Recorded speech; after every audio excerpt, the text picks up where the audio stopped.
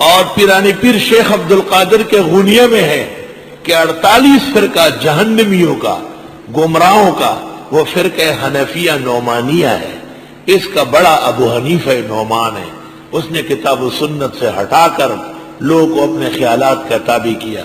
یہ کیسے پیرانی پیر ہے جو اتنا بڑا ولی بنتا ہے اور ابو حنیفہ کو نہیں جانتے؟ ایسی باتیں کوئی کرتا ہے؟ یہ 10 البغات کذابین و افاکین اس زمانے کے بدعتیوں نے امام صاحب پر تہمت لگائی اور پیرانی پیر کے ہاتھ سے ڈالا. پیرانی پیر غریب کو کیا پتا تھا کہ میری کتاب میں کیا کیا لکھا جائے؟ شیخ عبد القادر ایسا نہیں کہہ سکتے. امام بخاری التاریخ الصغیر میں امام محمد کے بارے میں کہتے محمد بن الحسن الشیبانی من اصحاب ابی حنیفہ کان کذابا. یہ بخاری کی بات ہے. پھر اس کو الصح لکھنے کی کیا توفیق ہوئی؟ جو شافعی و احمد کا استاد، جن کے بارے میں امام شافعی کہتے ہیں میں نے سارے جہان کا علم دیکھا، محمد بن الحسن جیسے نہیں دیکھا. ان کے متعلق امام الحدیث یہ باتیں کر رہے ہیں. 10 البغات سرکش اور کذابین نے ڈالا ہے.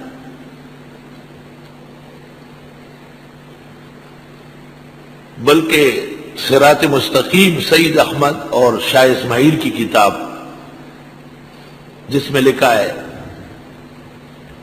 کہ نماز میں پیغمبر کا تصور کرنا یہ گاؤ خر چوڑے چمار کے تصور سے بھی زیادہ خراب ہے. عبارت اس طرح تھی، آپ ذرا غور سے میری بات سن لیں. اس سے پہلے اس طرح ہے کہ اپنی منکوحہ کا تصور کرنا، اس کا تصور آنا زنا کے تصور سے بہتر ہے. تو ہونا چاہیے تھا کہ پیغمبر کا تصور آنا گاؤ خار چوڑے چمار کے تصور سے بہتر ہے. لیکن افسوس کہ بہتر وہاں پر ہو گیا بدتر. آپ بات سمجھے نہیں. پہلے کیا کہا کہ بیوی کے ساتھ منکوح کے ساتھ مجامعات کا خیال یہ زنا سے بہتر ہے. تو اس مناسبت سے گاؤ خر چوڑے چمار کے تصور سے پیغمبر کا تصور بہتر ہونا چاہیے نا. وہاں بہتر کی جگہ بدتر آ گیا. تو میں کہتا ہوں اگر پیرانی پیر جس کو بدعتی غوث اعظم و دستگیر کہتے ہیں اور ان کی کتاب میں 10 ہو چکا ہے تو ہماری کتابوں میں بھی انہوں نے 10 کیا ہے.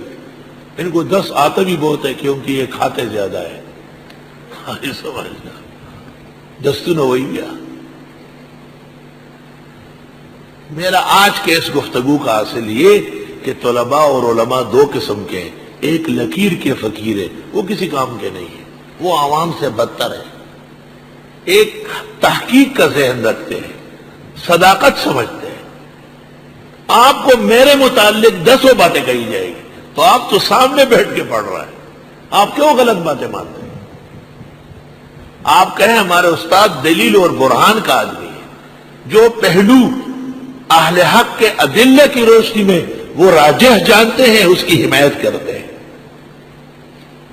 ہمیں کسی سے کوئی سیاسی یا کاروباری یا علمی بغض نہیں ہے، کوئی بغض نہیں. ہم سب کے ساتھ اعتدال کا برتاؤ ہے. یہ کلمات و طیبات شائع ہے. مرزا مظہر جان جانان کی تصور نہیں کر سکتے، ایسی چیز ہے اس میں. توبہ توبہ. فوائد الفوائد جس کے میں حوالے دیتا ہوں، اس میں لکھا ہے نظام الدین اولیاء کا کہ جو آدمی قوالی نہیں کرتا تھا اس کے پیچھے نماز نہیں پڑھتے تھے کہ اس کا دل مردہ ہے. میں مرحوم کے پیچھے نماز نہیں پڑھتا. اور امیر خسرو کہتے ہیں کہ آخری عہد جو مجھ سے لیا انتقال سے پہلے، کہا خسرو جب تم قوالی کرنے لگتے ہو مجھے 2 دن نیند نہیں آتی. خسرو نے کہا حضرت توبہ کرتا ہوں. تو حضرت تو عہد و پیمان لے رہے ہیں شاگرد سے کہ تیری قوالی سے میرا دل دکھا ہے، اور وہاں کیسی غلط بات آئی. اسی طرح لکھا ہے کہ حضرت کے دربار میں جب تک کوئی سجدہ نہ کرتا اس کو اندر نہیں داخل کرتے. اور وہاں لکھا ہے کہ حضرت کے دربار میں باقاعدہ مصلی بچھا ہوا تھا کہ پہلے وضو کر کے 2 رکعت پڑھ لو پھر اندر آؤ. اب وہ 2 رکعت جس کو کہا ہے پڑھ لو نا، اس کو غصہ آیا ہے اس نے لکھ دیا کہ مجھے اپنے سجدے کا کہا ہے. جیسے آپ کسی کو کہیں نماز پڑھتے ہو، اس نے کہا تیری نہیں پڑھتا ہو، تو آپ نے اپنی نماز کا کہا تھا کیا؟ اس کا دماغ ٹیڑھا ہے. کسی کو کہے کہ آپ داڑھی رکھے، کہا تیرے کہنے سے نہیں رکھتا، میرے کہنے سے کیوں ہے؟ شریعت کا حکم ہے. سورۃ آل عمران میں یہ تمام مضامین اس حوالے سے ہیں کہ انبیاء علیہ السلام اور بالخصوص حضرت عیسیٰ علیہ السلام پر جھوٹ گڑا گیا تھا، اور انہوں نے نہیں کہا تھا کہ میں خدا کا بیٹا ہوں، نہ ان کی وحی میں خدا نے کہا تھا کہ یہ میرا بیٹا ہے. اگر ایسے صیغے آ چکے ہیں تو اول 10 البغات ہے، تہمت التہامین ہے، کذب الکذابین ہے.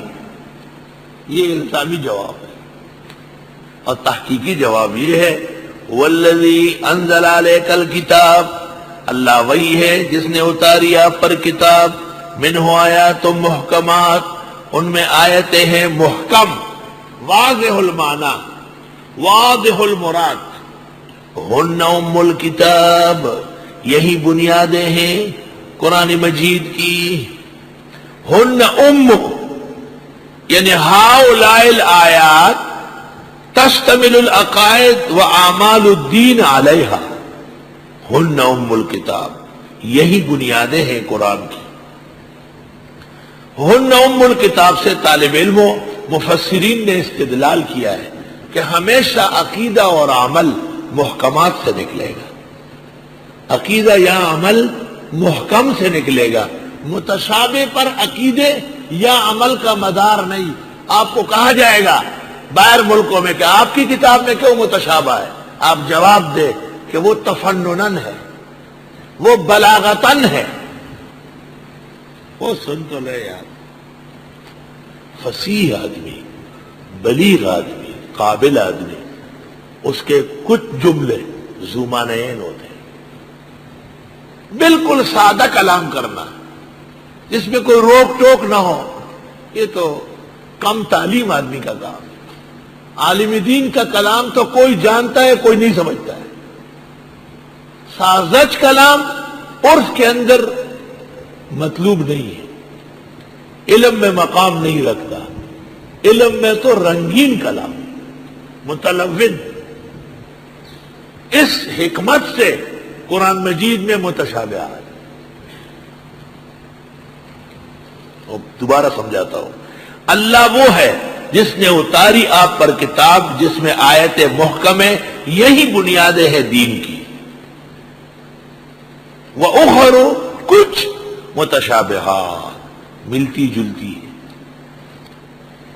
فَأَمَّا الَّذِينَ فِي قُلُوبِهِمْ زَيْغٌ، پس وہ لوگ جن کے دلوں میں ٹیڑھ ہے، فَيَتَّبِعُونَ، پیچھے پڑتے ہیں، مَا تَشَابَهَ، وہ جو متشابہ ہے، منہ کتاب میں.